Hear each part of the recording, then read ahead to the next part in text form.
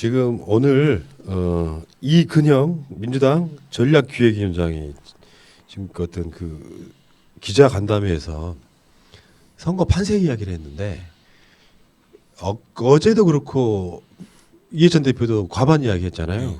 대략 판세를 이야기하는 거 보니까 이 대개 보는 결은 같은 것 같습니다. 그러니까 민주당이요 서울, 인천, 경기에서 대략 당선 가능한 곳 확실로 꼽고 있는 게 91석이라는 거예요. 91석.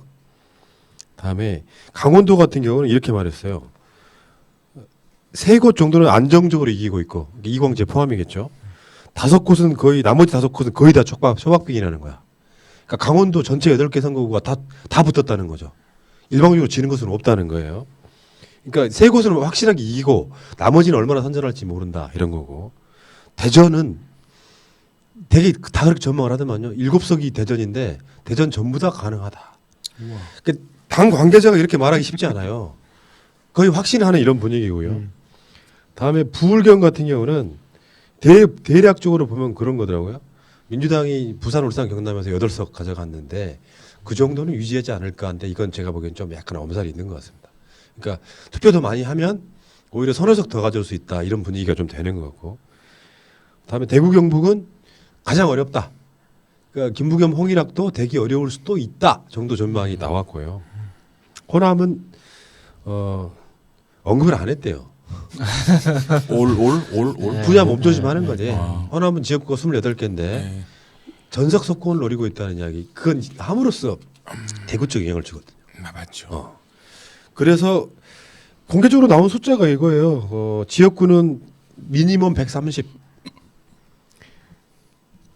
비례 포함하면 최소 147석 정도는 전망한다. 그러니까 가장 중요한 선거 이제 지금 현 선거 국면에서 민주당이 가장 핵심 전략하는 분 이분이거든요. 147석 정도는 최소 전망, 최소 전망. 최소. 이제 기세 올리는 전략이 바뀌었다고 봐요. 이해찬 대표도 과반 이야기를 쉽게 하시는 거 보니까 147석은 최소라고 하면 맥시멈 얼마 정도 될까요? 푸나님이 얘기한 179석이요. 가능하다고. 네, 가능합니다. 근데 가장 최근에 나왔던 그 문재인 대통령 국정 지지율 56%. 그러니까 그걸 대입을 하면 168석이 나오거든요. 야, 그 꿈이 사실이란 말이야? 아니, 지역구는 또 그렇게 단순하게 비교를 할 건 아닌데 1%라도 많은 쪽이 이기는 건데 대통령 지지율이 높으면 훨씬 지지 그렇죠. 맞습니다. 정당한테는 굉장히 유리하죠. 어때요? 좀 힘나지 않아요? 당연히 힘나죠. 지금 아니 뭐- 지금 왜냐하면 저는 그 푸나님이 마침 179석이 되면 뭘 얻어먹을까 지금 고민하고 있었어요. 예, 너무 신나는 것 같아요, 지금. 방송 분위기 자체가 들떠 있잖아요. 전 다음 주 수요일 날 샴페인 사가지고 올 거예요. 수요일 날 일로 올라가고요? 당연히 와야죠. 그래요? 선거 당일날은요 우리가 1시부터 방송할 거예요. 1시부터요. 논스톱으로 계속 스톱으로. 그 출구조사 보고 한 타임 끊었다가 개표 방송 해야죠. 새벽까지. 그렇죠. 자체 개표 방송 해가지고 이거 정말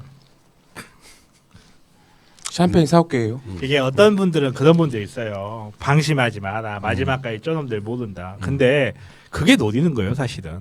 우리도 이 분위기 와 하고 좀 몰려가고 우리가 투표하면 무조건 이긴다. 무조건 다 나가자. 즐겁게 선거를 좀 임하자고요. 즐겁게. 저는 이번 선거 결과만큼 이렇게 뭔가가 기다려져 본 적이 없는 것 같아요, 정말로. 맞아요. 예. 그러니까 압도적인 사전 투표율, 기록적인 사전 투표하는 이 선거 투표율을 봐도 그렇고, 그러니까 이 코로나가 우리들한테 진짜 많은 걸 가르쳐 준 것 같아요. 그러니까 사회적 거리라는 어떤 우리 대한민국이 만들어낸 새로운 개념을 가지고 행정, 정치, 사법, 의료 여러 가지 분야가 정말 국민들의 협조 아래서 이렇게 정말 다이나믹하게 작동을 한 거잖아요. 그 과정에서 우리가 그냥 나도 모르게 알아버린 거지. 아, 정치가 중요하구나. 이래서 행정부가 중요하거나 정치인이 제대로 개념을 잡으면 행정부가 공무원이 이렇게 바뀌는구나. 이거를 국민들이 너무 그냥 투명하게 알아버렸기 때문에 그거의 어떤 보답의 심리?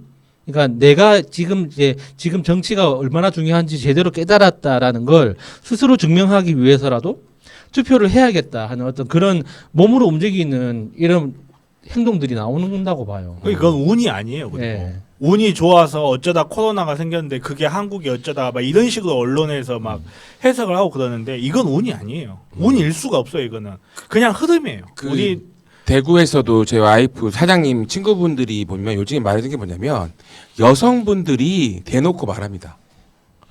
민주당이라고 말하고 있고 잘한다. 라는 거 말고 새날을 알아 이제. 새날을 열심히 전파하고 있습니다. 대구에서 하고 있고 많이 바뀌었어요. 해가 될수록 지금 아무리 지금 대구 힘들었지만 저는 대구가 변하면 대구가 10년 전에는 민주당 지지율이 10%였어요. 지금 25%예요. 10년 뒤에 어떻게 될 것 같아요? 35% 40% 되면 우리나라는 거의 계속 우리가 정권을 잡을 수 있다고 저는 단언합니다.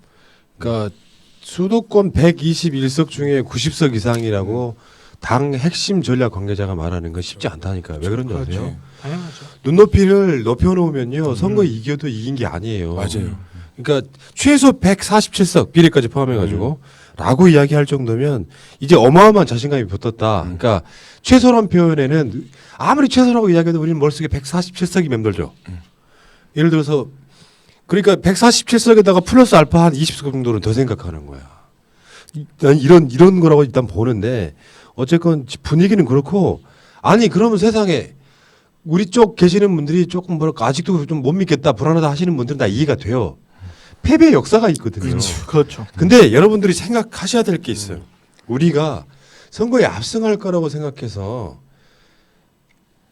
막상 까보니까 그렇게 안 되더라 하는 역사가 너무 많아서 그런 건 사실인데요. 노무현 대통령 탄핵 때 뭐 정동영 의장의 뭐 노인 비하 발언 때문에 20석 날라갔다 저는 그렇게 믿지 않습니다. 맞아요. 그러니까 네. 지금은 아까 말한 시대적 흐름이라는 게 그런 거라고. 미래통합당이 지난 4년이란 기간 동안 새누리당, 자유한국당, 미래통합당으로 바뀌는 과정에 진짜 뼈를 깎는 노력. 이번 공천에서 웬만한 중진들 다 쳐버리고 참신한 신인들로 공천한다가 이런 게 아니라 한 번도 도와준 적이 없지. 근데 나는 내가 말씀드리잖아요. 시대적 흐름이란 게 뭐냐면 박근혜 탄핵은 우리 역사의 전후무한 사건이에요. 대통령이 끌어내려졌다고. 그 과정에서 이탈한 표들이 전혀 안 돌아가고 있는 상태예요. 그러니까 일부 태극기 부대들만 남아있는 상태의 흐름이 있단 말이죠. 그 과정에 아무리 영을 써도 여론조사 지지율에 맥시멈 30이 안 나오고 어떤 여론조사는 당 지지율이 20대 초반 아직도 나오고 있고 선거는 진짜 며칠 앞으로 다가와 있고 이건 역대에 볼 수 없는 현상이에요. 이 상황에서 저들이 표가 결집돼봐야 절대 이길 수 없는 판이 만들어지고 있다고 보는 게 가장 정확합니다. 그렇죠. 그러니까 모든 구조는 투표장에 나가면 끝나는 구조야. 음. 그러니까 우리가 투표장 이긴다고 하니까 투표장에 안 나갈 사람 있어? 나가야죠. 확실하기 위해서 우리가 무조건 투표장에 나가는 거지. 여러분 투표장 나가야 돼요. 이길 거라고 생각해 투표장 안 나가는 사람이 있는 거 그 자체가 웃긴 거죠. 그건 그렇죠. 에이, 그런 대한민국 사람, 그런 사람들, 사람 그 요즘 그런 사람 대한민국 사람들은 남들 한 건 나도 해야 된다니까. 다 나가셔야 돼요. 이 축제 더 분위기에 올리자는 올라타려면 거죠. 네. 141에서 투표를 할 올리자는 수밖에 의미로 없어요. 하는 거예요 네. 지금 우리가. 그리고 샤이를 많이 두려워하는데 샤이라는 거는 말 그대로 샤이도 모일 수 있는 힘이 있어야 모여요. 상대 팀의 샤이가 모이려면 상대 팀이 그만큼은 해줘야 돼요. 받쳐주는 게 있어야 되는데 정말 천만다행이게도 상대 팀의 리더가 지금 황교안이에요. 아, 그러다 보니까 김종인이잖아 또. 그러니까 힘이 모이지를 못해요. 아무리 샤이가 나오고 싶어도 나올 수도 없고 이런 분위기에서 샤이가 있을 수가 없어요. 샤이 걱정 안 하셔도 되고 정말 공작을 조금 걱정하긴 하는데 공작도 이미 타이밍 지나갔어요. 공작이 나올 수 있는 타이밍 다 지나갔고 뭐 소수의 뭐 N번방 여전히 하고 방귀 냄새 풍풍 풍길 수는 있는데 똥 나오기엔 이미 다 시간 너무 지나버려가지고 비유가 그런 너무 말씀- 더럽다 진짜. 뭐 좀 말을 밥 먹어야 되는데. 수준이 진짜 이게- 정말 변호사가 돼가지고 막. 나 집에 갈래. 아무튼간에 이런 분위기들을 정말 우리도 좀 즐기자고요. 이 투표 이 분위기 이제 조금만 더 있고 투표 결과 나오면 우리가 원하던 개혁 이룰 수 있고 우리가 원하던 원치 않던 정치 집단에 대해서 우리의 심판을 내릴 수 있다는 이 분위기 이 느낌 좀 즐깁시다. 그러니까 확실하게 이겨본 역사가 별로 없어가지고 불안한 거 이해한다니까요. 다른 거 필요 16만에 없어. 진짜 151석을 넘어보는. 당당하게 주기 사람들한테 민주당 찍자고 이야기하시고요. 투표장 애매모호하신 분들 민주당 찍어달라고 부탁도 하시고요. 네. 절대 공격을 하지 마세요. 미래통합당 부류를 찍는다고 공격을 하지 마세요. 의미는 없어요, 그게. 그러니까 다시 말씀드립니다. 동네에서 미래통합당 지지자인 척 하는 사람들 나는 본 적이 없습니다. 문재인 정부 욕하는 것까지 해요. 내가 딱 그 비장으로 아줌마가 딱 그 케이스였어. 뭐 태극기부 대시고만 그랬더니 나 태극기부도 아니라고 그 말에 흥분하는 건 그 사람이 맞네. 이를테면 맞아. 미래통합당 지지자라는 것을 본인 스스로가 인정하는 거거든요. 그러니까 미래통합당 지지자라는 말은 못하고 문재인 정부가 경제를 폭망했다. 나라를 빚더미 안 쳤다고 말을 하고 있는 거예요. 그러니까 자신들이 지지한다는 말을 못할 정도로 부끄러운 거. 대구도 마찬가지일걸? 맞아요. 대구의 사람들이 미래통합당 지지한다고 말하는 사람 거의 없을 거예요. 문재인 정부 욕을 할 수 있어도. 그런 정당으로 변모돼서 소위 말하면 흑화돼 있어요. 이거 못 이기면 우리가 언제쯤 역사를 이길 수 있겠어요. 어차피 정권을 오랫동안 잡고 있으면 특정 시간이 지난 뒤에는 욕은 가장 많이 먹는 게 집권 여당이에요. 맞습니다. 근데 지금 현재로는 제1야당이 욕을 바가지로 쳐먹는 그런 시절이 돌아와 있다는 건 그렇잖아요. 여권이 코로나가 도와주고 있고 결국에는 전체 큰 틀에서 보면 미래통합당 같은 세력들이 소멸해가는 과정이에요. 잘하면 투표만 잘하면 100석 이하로 분명히 떨어뜨릴 수 있습니다. 민주당이 89석 하던 시절이 있었습니다. 미통당도 90석, 80석 이하로 내려야 되지 않겠습니까? 더 내릴 수도 있어요. 더 낼 수도 있고. 가장 중요한 건 그렇게 해서 다수당이 됐을 때 오만해지지 않는 거지.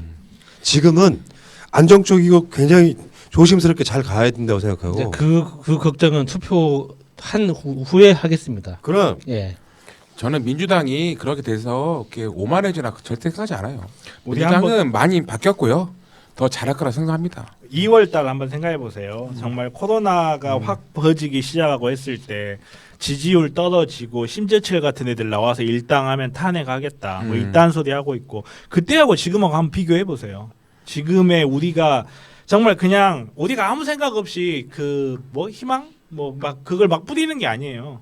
지금 저희들은 진짜 입을 조심하고 있어요. 너무 희망찬 이야기를 하지 않도록 하기 위해서 너무 뽕을 잠깐만 자기가 민주당 전략기획위원장이야? 아니 막 해. 아니 우리 아이고. 아무튼간에 그 상황 그런 상황을 생각해 보면 저희들은 정말 우리는 가서 투표하고 좋아요 구독하고 딱 하면 우리는 할 거 다 한 거예요.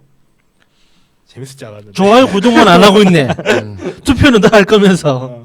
그것만 잘 지키면 정말 우리가 이번에 이깁니다. 예. 그러니까 오늘 우리 대화창에도요. 채팅창에도 경제 폭망 이야기하는 모질이들이 있어요. 경제 폭망 이야기는 어제 우리가 성동일에서 했어. 경제 폭망이 아니라고. 경제 폭망을 이야기하는 것의 주된 포인트가 성장률인데 성장률이 낮아진 그 이면에는 뭘 비교를 해야 되냐면 이명박근혜 때랑 비교하면 안 되고요. 이명박근혜 때보다 성장률이 떨어졌기 때문에 문재인 정부가 경제가 폭망했다가 말하면 안 되고 같은 글로벌 시대의 세계 다른 국가들과 비교를 해야 돼요. 일본은 우리나라 반도 안 됩니다. 성장률이. 더군다나 시대가 가면 갈수록 성장은 대표할 수가 없는 시대가 됐어. 저성장 기준으로 갈 수밖에 없다고. 그걸 이제 살짝 그것만 가져와가지고 문재인 정부의 성장률이 2%밖에 안 돼. 올해도 2%좀 넘을 건데 이건 경제가 폭망한 거야. 아니라고 데이터를 딱 보여줬어. 세계 경제를. 마이너스 성격이 마이너스인데 우리나라만 플러스인데 지금. 그랬더니 아니 체감 경기가 나쁘다는 소리. 체감 경기 데이터로 나온 게 아이고 이 상황인데 그러면 체감 경기가 나쁘면은 코로나 19로 체감 경기가 나쁘면은 서민들 돕자 전국민 뭐 재난지원금 재난기본소득이라 좀 주자 하면 또 그건 사실상 반대하고 이 과정을 거치는 정치 세력이 저쪽 사람들이에요. 그러니까 내가 중대 결심을 할 수도 있습니다. 이 방송을 그만두고 진짜로 뭐 하시려고요? 미래통합당 입당해서 당대표 경선 나가고 싶어요. 선거가 폭망한 뒤에는 재건을 해줘야 될 거 아니야. 건전한 야당을 키워야지. 선거 전략들이 그럼 없고. 우리 참모로 가야 돼요 그러면?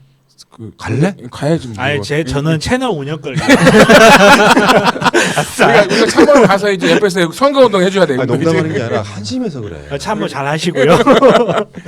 이게 이런 게 있다고. 그게 상징적인 장면인데 오세훈이 마음에 들지는 않지만 전당대회 당대표 경선 나갔는데 황교안이 있고 김진태가 있고 오세훈이 있었잖아요. 김진태가 카우보이 모자 쓰고 나와가지고 막 센소리 막 해요. 그 분위기에 첫 경선에서 압도돼 버린 게 황교안이에요. 그 후부터 황교안은 김진태를 닮아가요. 오세훈은 어디 유세장을 가도 거기를 꽉 채우고 있는 태극기 부대들 때문에 맥을 못 쳤죠. 그렇죠. 실제로 그 분위기에 압도돼가지고 지금까지 온 거예요. 선거 전략 없이 욕을 먹을 때 먹더라도 당 쇄신이란 그런 거야. 과감하게 배팅하는 거예요. 완전히 달라진. 박근혜 때 김종인이 먹혔던 게 그거지. 경제민주화라는 게 그 정도 해당될 정도. 그 상징을 갖기 위해서 빨간색으로 당 색깔을 바꿔버렸잖아. 그런 정도 되면서 그 이미지를 갖고 가야 되는데 물론 김종인과 박근혜 그것도 실패하긴 했지만 그 정도 출렁거리지 않고 어떻게 당이 쇄신을 합니까? 맞습니다. 태극기 부대가 지금까지 미래통합당을 끌어온 곳에 지나지 않아요. 아무것도 지나지 않는다고. 그러니까 입당하고 싶다고. 바꿔주고 싶어. 그래야 문재인 정부가 더 잘할 수 있잖아. 그럼요. 어. 좀 제대로 생각하는 야당이 좀 필요하긴 합니다.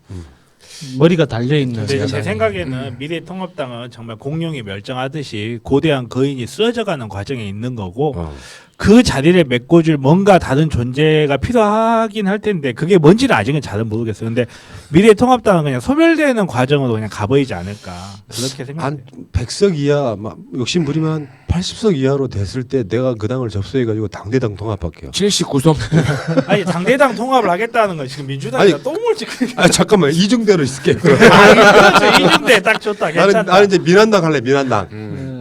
근데 그 푸나님의 이름을 몰라가지고 누가 입당한지 모를 거야 아마. 그렇지 모르지. 네? 몰라 이름을. 어서 많이 번 놈인데.